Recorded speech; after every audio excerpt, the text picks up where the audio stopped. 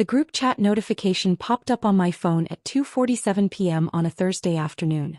I was reviewing flight schedules for our new Paris route from my office on the 60th floor of Skyline Tower, watching planes take off from San Francisco International through my floor-to-ceiling windows.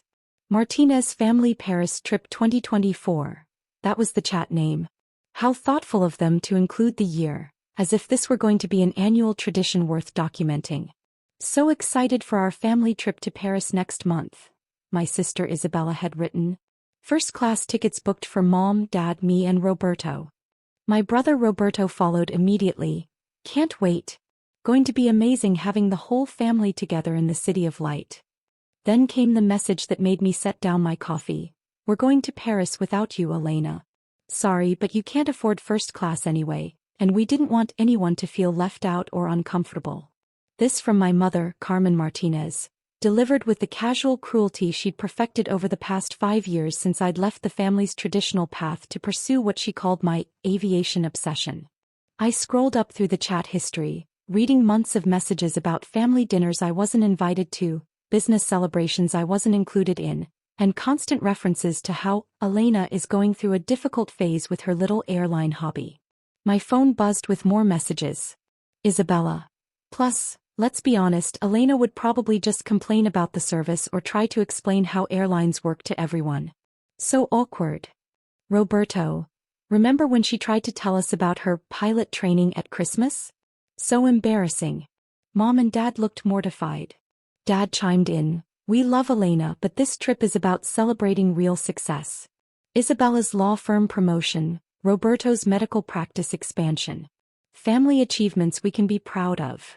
Mom, Elena will understand. She's always been the practical one. She knows she doesn't fit in with this kind of luxury travel. I stared at my phone, then looked around my executive office. The walls were covered with photos from the past 7 years. My first solo flight, the day I bought my first aircraft, the ribbon-cutting ceremony when Skyline Airlines launched magazine covers featuring the Sky Queen, my industry nickname after becoming the youngest woman to build a major airline from scratch. On my desk sat the latest issue of Aviation Weekly with my photo on the cover. Skyline Airlines revolutionizes luxury travel, so Elena Martinez's $8 billion empire takes flight. I typed a simple response. Have fun. 3 minutes later, my assistant David knocked on the door. Ms. Martinez? Your 3 p.m. is here.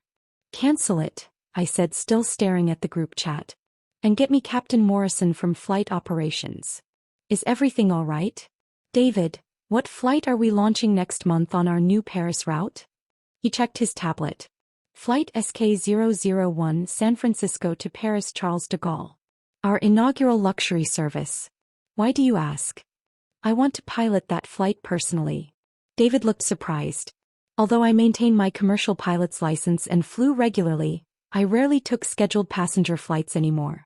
As CEO, my time was better spent on strategic planning and business development. Any particular reason? Family business. Captain Morrison arrived 20 minutes later.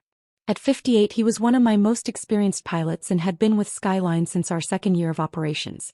Elena, David said you wanted to discuss the Paris inaugural flight? Jim, I want to pilot SK001 next month. Can you handle the co-pilot duties? Of course, but this is a bit unusual for you. Everything okay? I showed him the group chat messages. As someone who'd known me since the early days of building Skyline, Jim understood exactly what my family's dismissal meant to me. He whistled low. They have no idea, do they? None whatsoever. Well then, let's give them a flight they'll never forget. 3 weeks later, I was reviewing the passenger manifest for flight SK001 when I saw the familiar names. Carmen Martinez, Isabella Martinez, Roberto Martinez, and his wife Sofia. Seats 1A through 1D in our platinum first-class cabin, the most expensive seats on the aircraft at $15,000 each. They'd spared no expense for their family achievement celebration, apparently. I called David. I need you to do something for me regarding the Martinez party in first class. What do you need? Make sure they receive our absolute finest service. Champagne service before takeoff, the premium meal selection, extra attention from the flight attendants. I want this to be the most memorable flight of their lives. Understood. Anything else? Yes. Make sure they're settled and comfortable before I make the standard captain's welcome announcement. The day of the flight, I arrived at San Francisco Airport at 4 a.m. for our 7 a.m. departure. The new Skyline Airlines flagship lounge was already bustling with passengers enjoying complimentary champagne, gourmet breakfast, and spa services while they waited for their flights. I spotted my family across the lounge at exactly 5:30 a.m., 2 hours before departure. They were dressed to the nines, Mom in what looked like a $3,000 outfit, Isabella in designer everything, Roberto and Sophia looking like they were heading to a red carpet event rather than a transatlantic flight. They were taking selfies next to the Skyline Airlines logo, clearly excited to be flying on what industry magazines called the world's most luxurious airline. What they didn't know was that they were taking photos next to the logo I'd designed personally 7 years ago, when Skyline was just an ambitious dream and a small loan I'd taken against my pilot training savings. I watched them for a few minutes, hidden behind my aviator sunglasses and captain's uniform. They were talking animatedly about their Paris itinerary, the Ritz, Michelin-starred restaurants, shopping on the Champs-Élysées. The kind of luxury vacation they assumed I could never afford. If only they knew that I'd been to Paris 47 times in the past 3 years, mostly for business meetings with European aviation authorities and luxury hotel partnerships. At 6:15 a.m., I made my way to the aircraft for pre-flight preparations. The Airbus A350 was our newest addition to the fleet, customized with only 60 seats, all in various levels of first-class service. The platinum cabin where my family was sitting featured lie-flat beds, personal shower suites, and a dedicated chef preparing meals to order. Captain Morrison met me in the cockpit. Ready for this? More than ready. The passengers began boarding at 6:30. Through the cockpit window, I could see my family being escorted to their seats with the VIP treatment I'd requested. Mom was practically glowing as the flight attendant offered her champagne and explained the seat features. I heard Isabella's voice through the cabin speakers as the flight attendants made their welcome announcements. This is incredible. I can't believe we're flying on Skyline Airlines. Elena would die of jealousy if she could see this. At exactly 7 a.m., with all passengers seated and the cabin doors closed, I picked up the intercom microphone for the captain's welcome announcement. Good morning, ladies and gentlemen, and welcome aboard Skyline Airlines Flight SK001, our inaugural non-stop service from San Francisco to Paris Charles de Gaulle. I could see my family through the cockpit door, which was open according to our standard operating procedures during ground operations. They were chatting excitedly, champagne flutes in hand, completely absorbed in their luxury experience. I'm Captain Elena Martinez, and I'll be your pilot for today's 11-hour journey to the City of Light. I watched the champagne glass slip from my mother's hand. For those of you who may not be familiar with Skyline Airlines, we're the world's newest luxury carrier, founded 7 years ago with a simple mission: to make flying an experience worthy of your destination. Roberto was staring at the cockpit door, his mouth open in shock. As the founder and CEO of Skyline Airlines, I'm personally piloting today's inaugural flight because this route represents something very special to me: the expansion of our European service and our commitment to connecting families across the globe. Isabella had gone completely pale. We'll be cruising at 41,000 feet today with an estimated flight time of 10 hours and 55 minutes. The weather in Paris is beautiful, 22 degrees Celsius and sunny, perfect for exploring everything the city has to offer.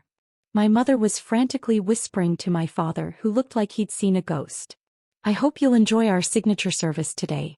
Our cabin crew has prepared a special menu featuring dishes inspired by both California and French cuisine, paired with wines from our exclusive cellar. I could see Sophia, Roberto's wife, showing him something on her phone, probably looking up Skyline Airlines and confirming that yes, their sister-in-law really was the CEO. For our inaugural flight passengers, you'll find a special gift in your seat pocket, a commemorative certificate and a voucher for a complimentary future flight on any Skyline Airlines route. The irony was perfect. I was literally giving them free flights on the airline they assumed I could never afford to fly on. We'll begin our taxi to the runway shortly. Please ensure your seatbelts are fastened and prepare for what I promise will be an unforgettable journey. I set down the intercom and looked at Captain Morrison, who was grinning broadly. Think they got the message? Oh, I think it's sinking in. Through the cockpit door I could see my family in heated, whispered conversation. Mom was gesturing frantically, Isabella was staring at her phone in disbelief, and Roberto kept looking toward the cockpit like he expected me to appear and explain what was happening. As we taxied toward the runway, the senior flight attendant, Patricia, came to the cockpit. "Captain Martinez? The passengers in 1A through 1D are asking to speak with you. They seem quite agitated. Tell them I'll be happy to meet with them once we reach cruising altitude. For now, I need to focus on getting us safely airborne." "Understood, Captain." The takeoff was flawless. As we climbed through 10,000 feet and I turned off the seatbelt sign, I made another announcement. "Ladies and gentlemen, we've reached our initial cruising altitude.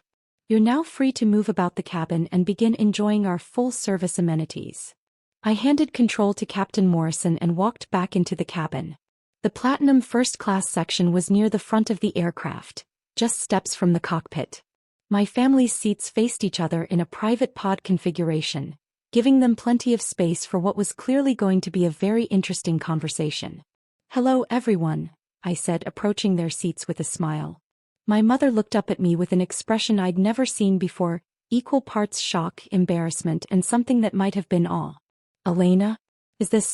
Are you really the pilot and owner of this airline?" "Yes, Mom." "I am." Roberto stood up, nearly hitting his head on the cabin ceiling. "But how? We thought you were struggling with that pilot training thing." "I wasn't struggling, Roberto.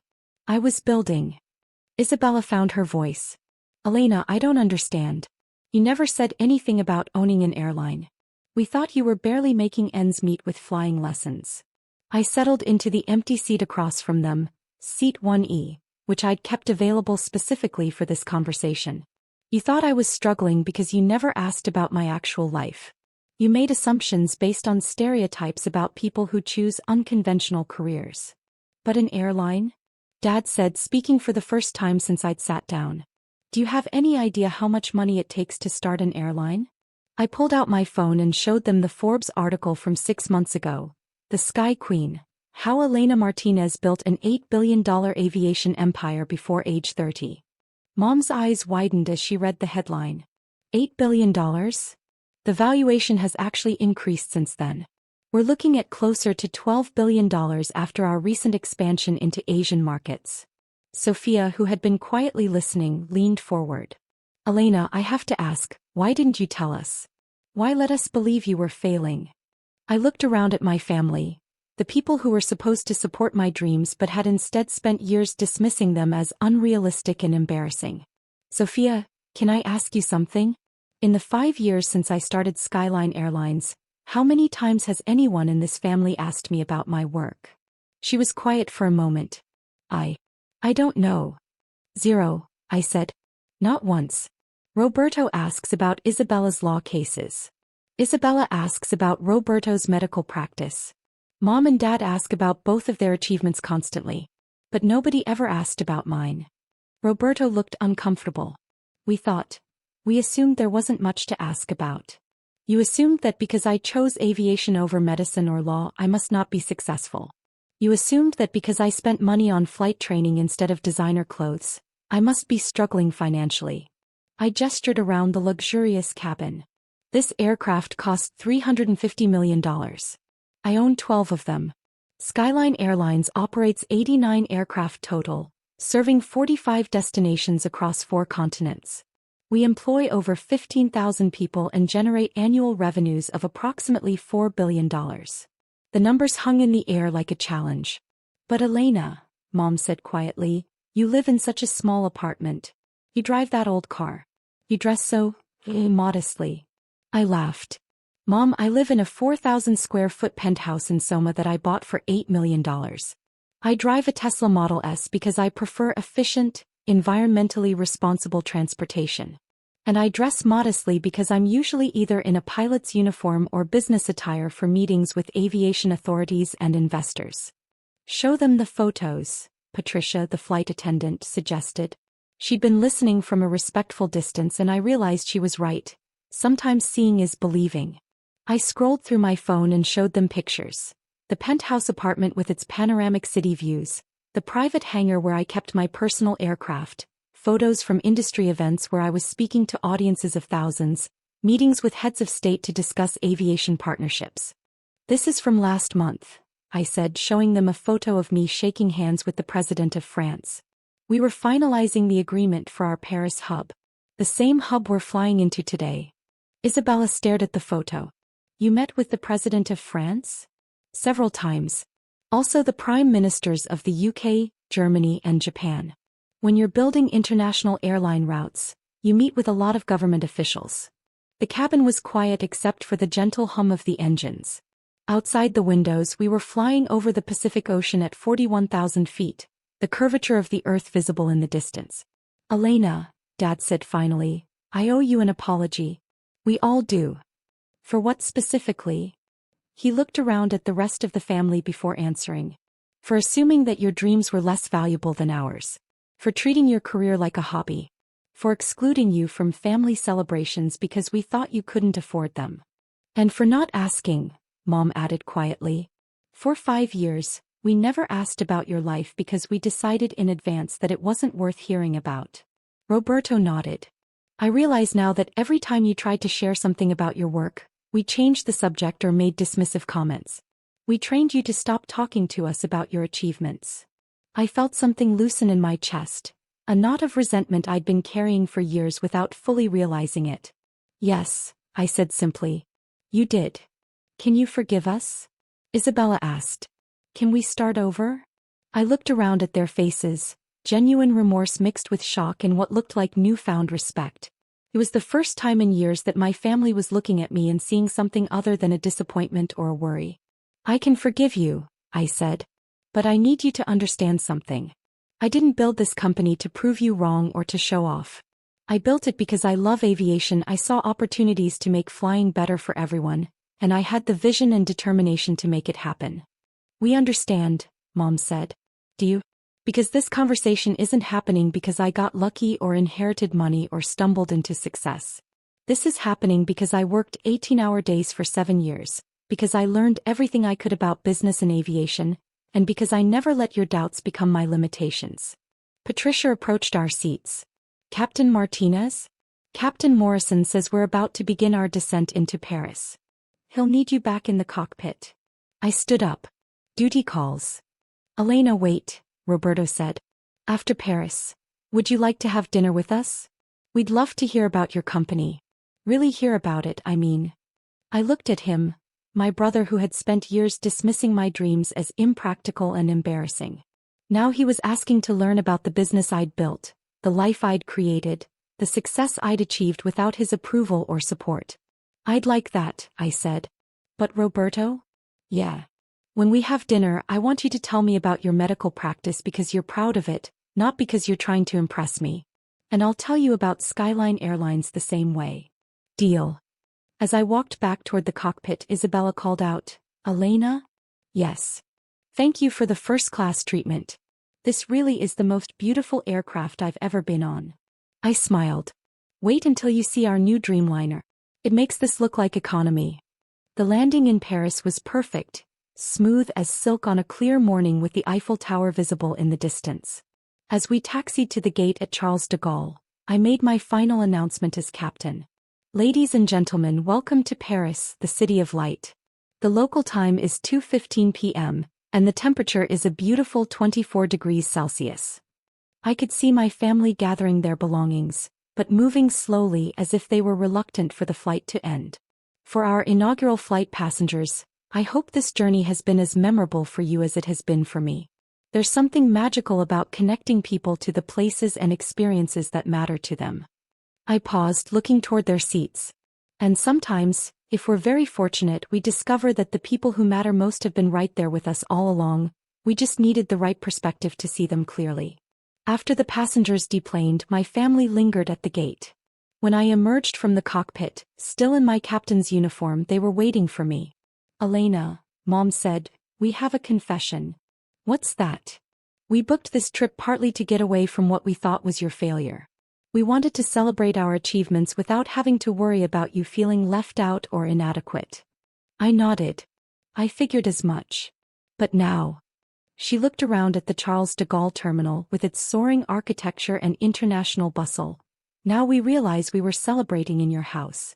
This terminal, this route, this entire experience, it's all something you created. With a lot of help from amazing employees and partners, yes. Dad stepped forward.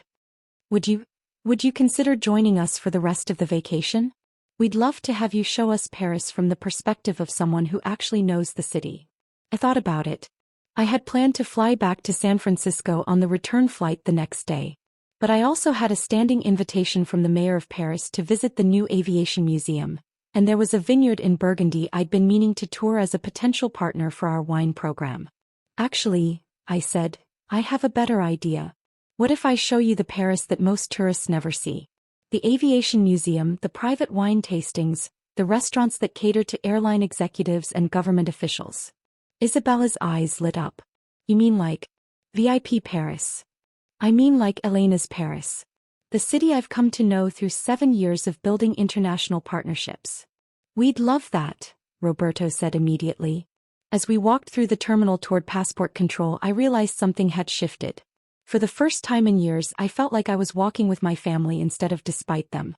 The boy who'd wanted to exclude me from vacation because I couldn't afford first class was now eager to experience Paris through the eyes of someone who'd built relationships with French aviation authorities and luxury hospitality partners. The mother who'd assumed I was struggling was now looking at me with something approaching awe, finally understanding that her daughter hadn't failed at all. She'd succeeded beyond anything the family had imagined possible. 3 days later, as we sat at a private table at Jules Verne restaurant in the Eiffel Tower, a reservation I'd secured through my partnership with Air France, Roberto raised his champagne glass. To Elena, he said, who taught us that assumptions about success can blind us to the actual achievements happening right in front of us. And to family, I added, who can learn to see each other for who we really are, not who we expected each other to be. That night, flying back to San Francisco on Skyline Airlines Flight SK002, I sat in the jump seat in the cockpit, watching Captain Morrison handle the controls while I observed the familiar patterns of lights below. My phone buzzed with a message from the family group chat, which had been renamed Martinez Family Adventures, while we were in Paris. Isabella just posted photos from our Paris trip on social media. Elena, you're tagged in all of them. #Sistervo, #Skyline Airlines, #ProudFamily. Roberto. Elena, can we plan a family trip to Tokyo next year? I'd love to see your Asian operations. Mom, my daughter the airline owner. Still can't quite believe it but so incredibly proud. Dad, Elena, I've been reading about Skyline Airlines online. The employee satisfaction ratings, the environmental initiatives, the accessibility programs. You've built something really special. I typed back, thanks everyone. Love you all. See you for Sunday dinner at my place next week. I'll show you the view from the penthouse. As we flew through the night sky at 41,000 feet, I thought about the group chat message that had started everything. You can't afford first class anyway. They'd been wrong about so much more than just my ability to afford luxury travel.